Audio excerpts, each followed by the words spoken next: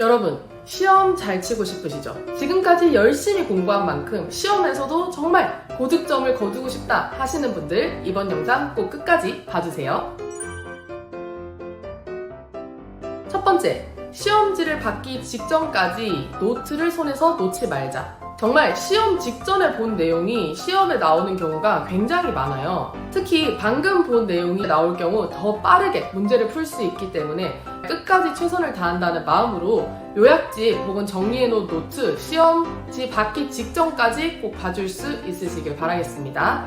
두 번째, 시험지를 받으면 일단 처음부터 끝까지 빠르게 한번 훑어보자. 전체 몇 문제인지 끝번호가 몇 번인지 확인하는 게요, 의외로 굉장히 중요합니다. 간혹 이 페이지가 너무 많은 경우에 끝번호를 제대로 확인을 못해서 맨 뒷장을 깜빡하고 아예 몇 문제를 그냥 날려버리는 친구들이 있어요. 그래서 처음에 이 시험지를 전체적으로 확인해보는 게 굉장히 중요하고, 또 훑어보는 과정에서 이 점수 배점이나 난이도도 대략적으로 살펴보며 문제풀이 전략을 세우는데도 큰 도움이 됩니다. 세 번째, 처음 문제풀이를 시작하면 쉬운 문제부터 빠르게 풀고 모르는 문제는 넘어가자. 이렇게 해야 시간이 부족해서 풀 수 있는 문제까지 못 푸는 사태를 방지를 할 수 있고요. 또 무엇보다 처음 시험이 시작하면은 집중력이 굉장히 낮은 상태에서 시작해요.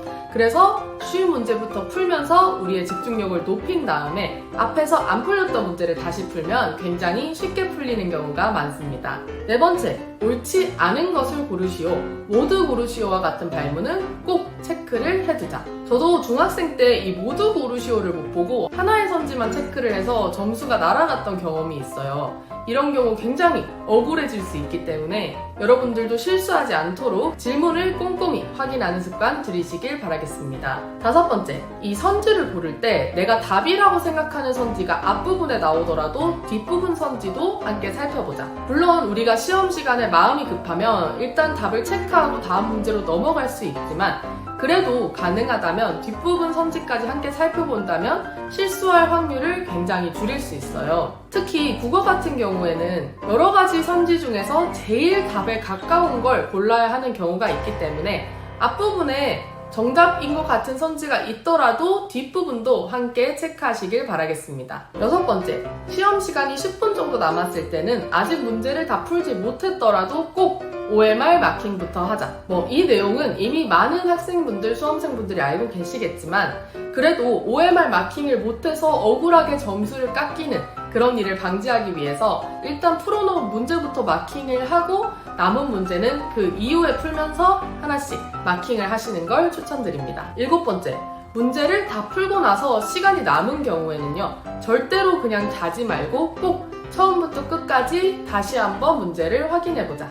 저도 그렇고요. 사실 맨 처음 시험지를 받으면 굉장히 마음이 급하기 때문에 문제풀이 과정에서 실수를 하게 되는 부분이 나오기 굉장히 쉽습니다. 그래서 다시 한번 검토를 하는 과정에서 내가 앞부분에서 실수한 부분을 잡아낼 수 있기 때문에요, 조금 귀찮더라도 이 과정을 거쳐주시길 바라겠습니다. 마지막, 여덟 번째, 시험지 OMR 마킹이 끝난 이후에도 처음부터 끝까지 다시 한번 검토하자. 이 과정도요, 굉장히 귀찮은 것일 수 있지만요, 우리가 마킹 과정에서 실수를 했을 수 있기 때문에 다시 한번 시험지와 맞춰보는 과정을 통해서 마지막 마킹 실수를 줄일 수 있습니다. 네, 이렇게 오늘은요, 우리가 열심히 공부하고 외운 내용을 시험에서 어떻게 하면 실수 없이 고득점할 수 있을지 그 방법들에 대해서 알아봤는데요. 여러분들이 꼭 제가 알려드린 8가지 노하우 잘 활용하셔서 열심히 공부한 만큼 성과를 얻어가셨으면 좋겠습니다. 그러면 저는 다음 시간에 더 유용한 공부법 영상으로 찾아오도록 하겠습니다. 감사합니다.